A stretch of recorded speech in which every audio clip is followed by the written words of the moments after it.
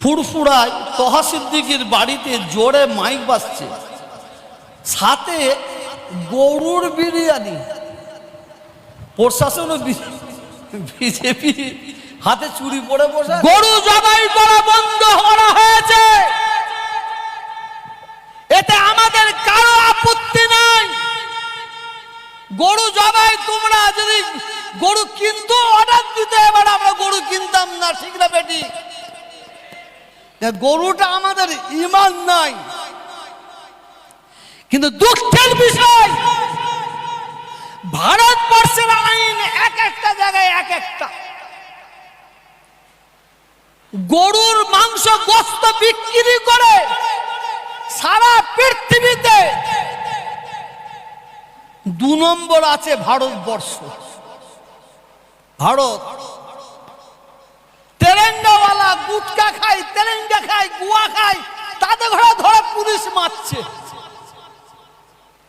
মদ খেয়ে টলছে, তাদের ঘরে ধরে পুলিশ মারছে।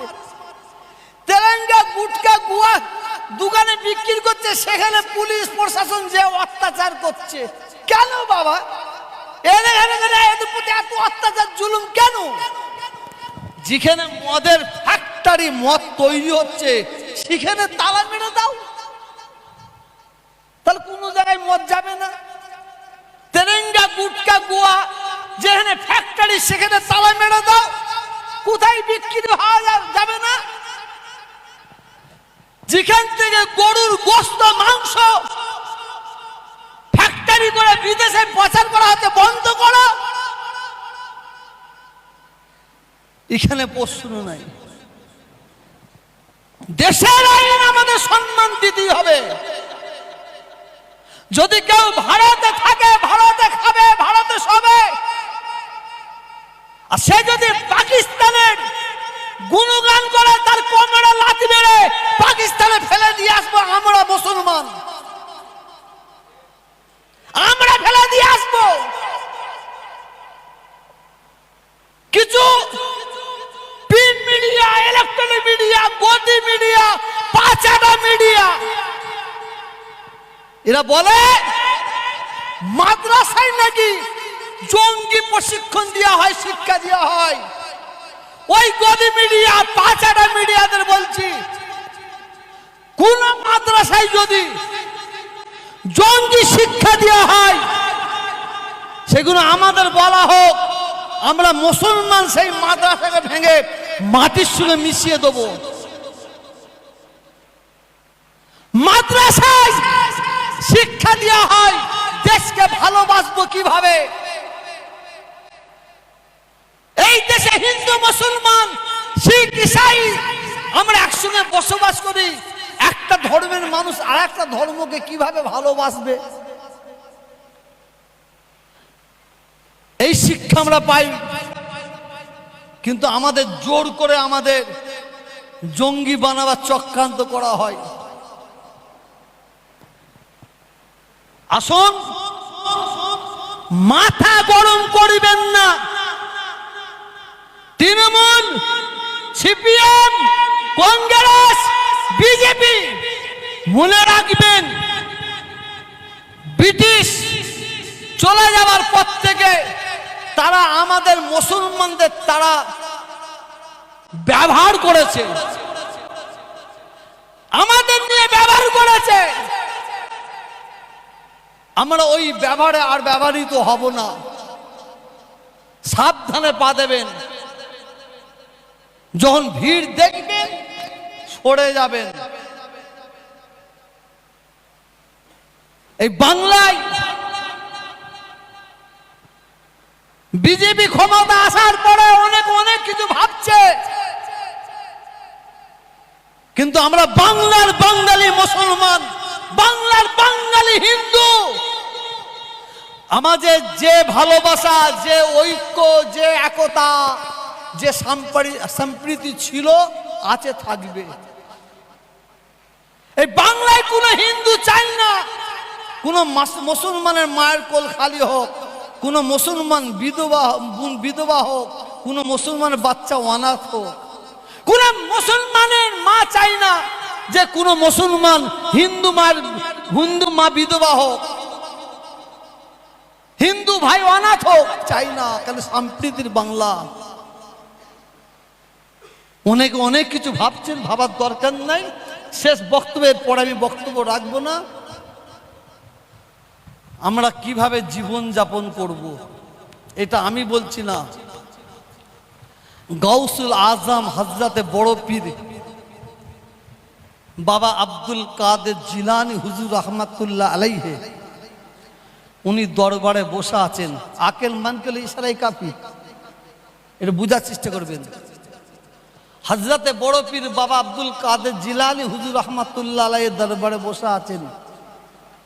হঠাৎ দেখা যায় একটা সাপ এসেছে। সাপ শুনছেন এই কথা, আমার যা কথাগুলো বললাম সব বাদ দিয়ে দেন, অন্তত এই কথাটা শুনবেন, জীবন যাপন করবেন।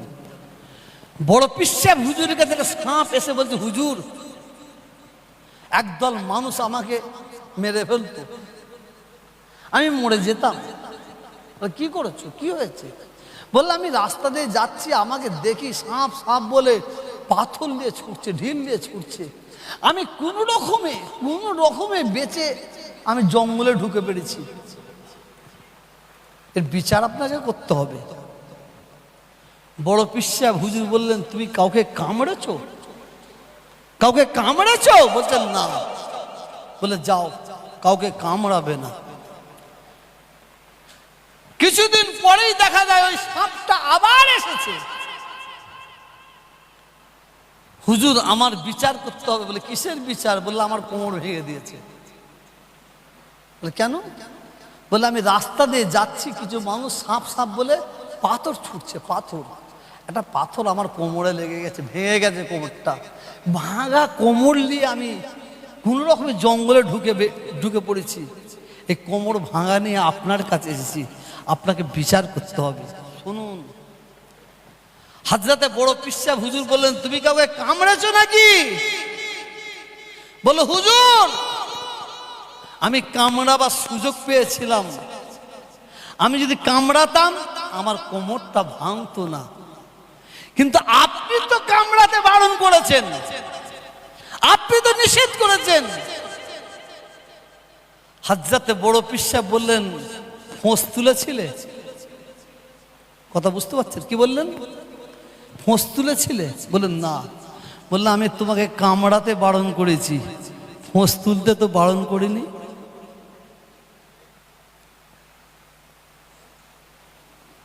আমরা মোড়ে মোড়দা নয়, মোড়ে জেন্দা, এটা মাথায় রাখবেন। মুসলমানরা মোড়ে মোড়দা না মোড়ে জেন্দা? এটা ইমানদাররা মোড়ে মোড়দা না মোড়ে জেন্দা? বলুন।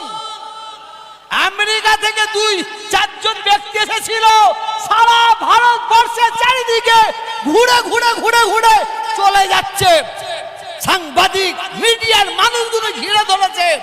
আপনারা 4 জন আমেরিকা থেকে এসেছেন, ভারতবর্ষে এসে কি দেখলেন বলুন?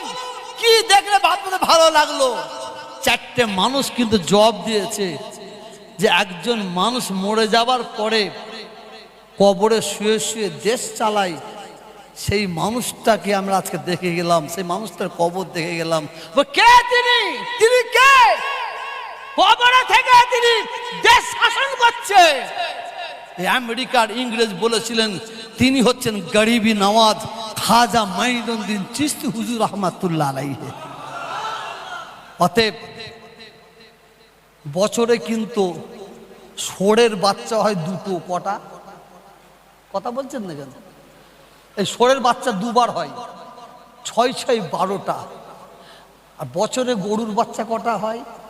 1টা। যেদিকেই তাকাবেন দেখবেন গরু ঘুরছে, গরু একটা। ষোঁড়ের বাচ্চা দেখতে পান?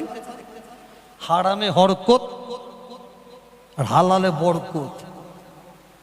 গরু খাবো না, গরুকে জাতীয় পশু ঘোষণা করে দাও। আর গরু, মুসলমানরা গরু খাবার এমনি বন্ধই করে দিয়েছে। হার্টের রোগ, টাইগোসাইড, কোলেস্ট্রল। ইনশাল্লাহ 2 দিন পরে গরু মা হয়েছে, 2 দিন পরে 2 বছর পরে আপনারা শুনতে পাবেন খাসি ছাগল মাসি হবে, মাসি হবে। আর আপনারা এবারে গরু যা দিয়ে ছাগল যা দিয়েছেন, আগামী বছর থেকে প্রত্যেকটা ভাইকে বলছি যদি দুটো কোরবানি দেন একটা অন্তত পাঁটা কিনবেন। বুঝতে পারছেন? খাসির দোকানে যাবে, গিয়ে শুঁকবে, শুকে পালাবে। আর আমরা গিয়ে বলবো কত করে, বলে 3000। মার 4 কিলো, টুংটা মার, এইটা ঠ্যাংটা কাট। আমি হিন্দু ভাইদের ছোট করছি না, হিন্দু ভাইয়েরা খারাপ নয়, যা শিক্ষিত তারা কোনোদিন খারাপ নয়।